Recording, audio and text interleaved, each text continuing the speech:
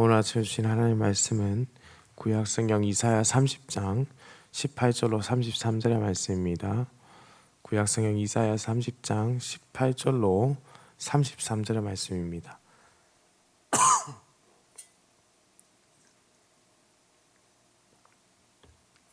함께 한 목소리로 합독해서 읽겠습니다. 그러나 여호와께서 기다리시나니 이는 너희에게 은혜를 베풀려 하심이요 일어나시리니 이는 너희를 긍휼히 여기려 하심이라. 대저 여호와는 정의의 하나님이시라. 그를 기다리는 자마다 복이 있도다. 시온에 거주하며 예루살렘에 거주하는 백성아, 너는 다시 통곡하지 아니할 것이라. 그가 내 부르짖는 소리로 말미암아 내게 은혜를 베푸시되 그가 들으실 때에 내게 응답하시리라.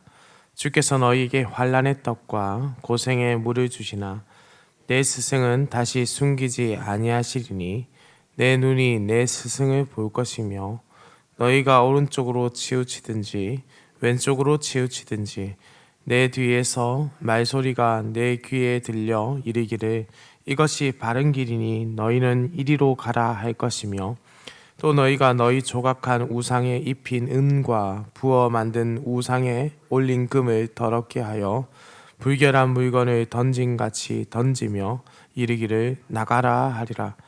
내가 땅에 뿌린 종자에 주께서 비를 주사 땅이 먹을 것을 내며 곡식이 풍성하고 기름지게 하실 것이며 그날에 내 가죽이 광활한 목장에서 먹을 것이요 밭가는 소와 어린 나귀도 키와 쇠스랑으로 까부르고 맛있게 한 먹이를 먹을 것이며 크게 살육하는 날 망대가 무너질 때에 고산마다 준령마다 그 위에 개울과 시냇물이 흐를 것이며 여호와께서 자기 백성의 상처를 싸매시며 그들의 맞은 자리를 고치시는 날에는 달빛은 햇빛 같겠고 햇빛은 7배가 되어 7날의 빛과 같으리라.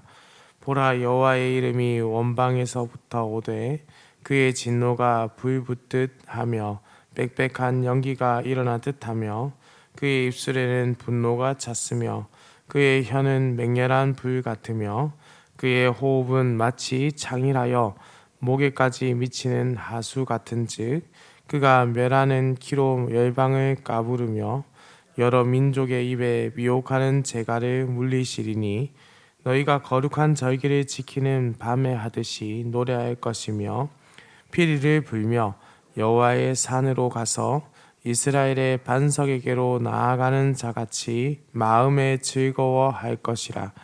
여호와께서 그의 장엄한 목소리를 듣게 하시며 혁혁한 진노로 그의 팔에 치심을 보이시되 맹렬한 화염과 폭풍과 폭우와 우박으로 하시리니 여호와의 목소리에 아수르가 낙담할 것이며 주께서는 막대기로 치실 것이라.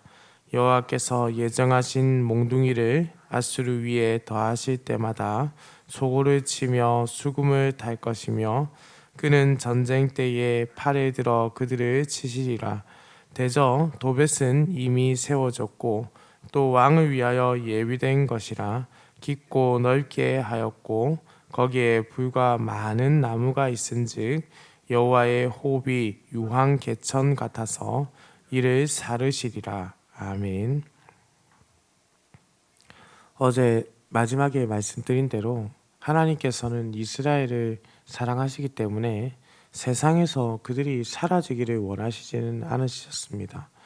하나님은 이스라엘에게 긍휼을 베푸시고 또 이스라엘의 회복에 대한 말씀을 이제 전해 주셨죠. 하나님께서는 아수르라는 강국을 하나님의 도구로 쓰셨지만은 그들은 그 도구로서의 일을 하면서 하나님의 거룩하심을 나타내지 못하게 됩니다.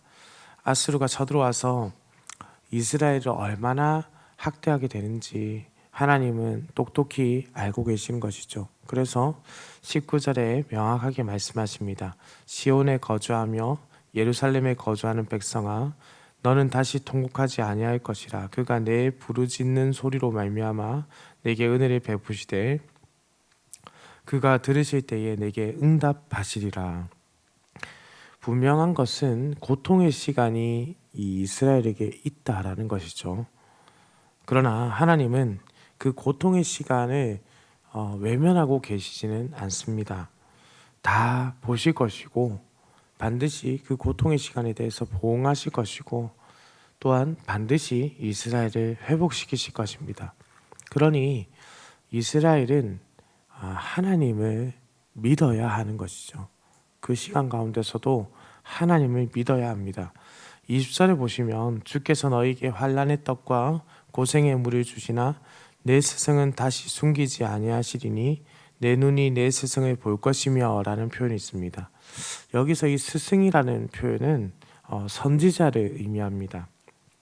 아수르가 예루살렘을 포위하고 3년간 위협을 하게 됩니다. 그때 그들이 당하는 고통을 우리가 이루 말할 수 없겠죠. 그러나 그 모든 것보다 힘든 것은 하나님께서 선지자를 감추어 버린 일입니다.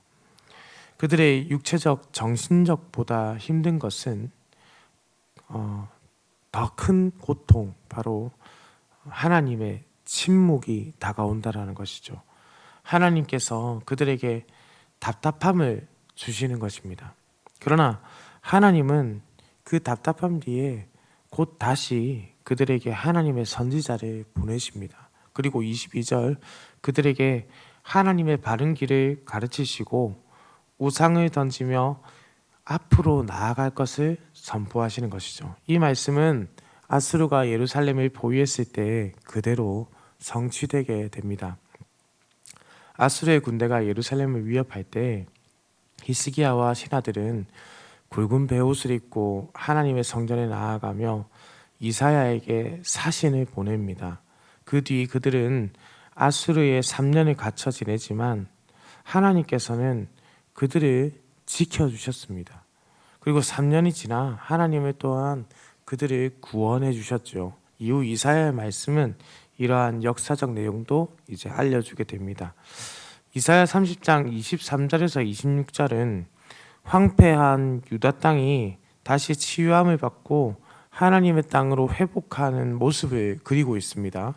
내가 땅에 뿌린 종자의 주께서 비를 주사 땅이 먹을 것을 내며 곡식이 풍성하고 기름지게 하실 것이며 그날에 내 가축이 광활한 목장에서 먹을 것이요 밭가는 소와 어린 나귀도 키와 쇠스랑으로 까부르고 맛있게 한 먹이를 먹을 것이며 크게 살육하는 날 망대가 무너질 때에 고산마다 준영마다 그 위에 개울과 시냇물이 흐를 것이며 여호와께서 자기 백성의 상처를 싸매시며 그들의 맞은 자리를 고치시는 날에는 달빛은 햇빛 같겠고 햇빛은 7배가 되어 7날의 빛과 같으리라.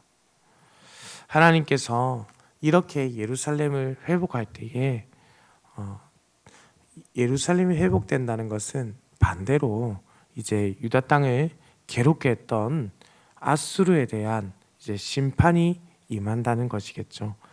하나님의 백성을 괴롭게 한 그들을 향해서 진노하시는데 이 진노가 그간 이스라엘에게 행하셨던 그 진노의 메시지보다 훨씬 더 두렵게 느껴집니다. 바로 그때 29절에서는 예루살렘이 적군으로부터 자유하게 된 날 하나님의 백성들이 기뻐하는 모습을 그립니다. 그 마음의 억압과 아픔이 사라지고 하나님을 향한 찬송만이 가득하게 되는 것이죠. 30절의 말씀은 하나님께서 이 사네립의 군대를 어떻게 멸하시는지를 알려줍니다. 여호와의 사자가 나가서 직접 진중에 사람을 치십니다. 그런데 구체적으로 어떻게 치셨는지는 기록되어 있지 않고 그의 장엄한 목소리를 듣게 하시며 라고 기록되어 있습니다. 또한 폭풍과 우박으로 치신다고 하니 하나님의 권위가 온 세상에 만물을 다스리고 천체를 주관하신다는 것을 우리에게 알려줍니다. 하나님께서 여러 방편, 곧 자연재해를 포함한 방편으로 그들을 치셨다라는 것으로 이해될 수도 있는 것이죠. 직접적인 하나님께서 개입이다라는 겁니다. 직접적으로 하나님께서 그들을 직접 치셨다라는 것이죠. 하나님께서는 33절에 도벳을 왕을 위해 준비했다라고 하는데요. 이 도벳이라는 것은 흰놈의 골짜기의 한 부분입니다. 도벳은 예루살렘 남쪽 흰놈의 골짜기 한 부분으로 그곳은 토기장이가 토기를 굽기도 하고요. 왕들이 이방신에게 자녀를 제물로 바치기도 했던 곳입니다. 그 장소의 이름 도벳은 불의 장소라는 뜻으로 표현되는데 우리가 잘 생각해 보시면 불의 장소다 하면 떠오르는 이미지가 있죠. 바로 화장터입니다.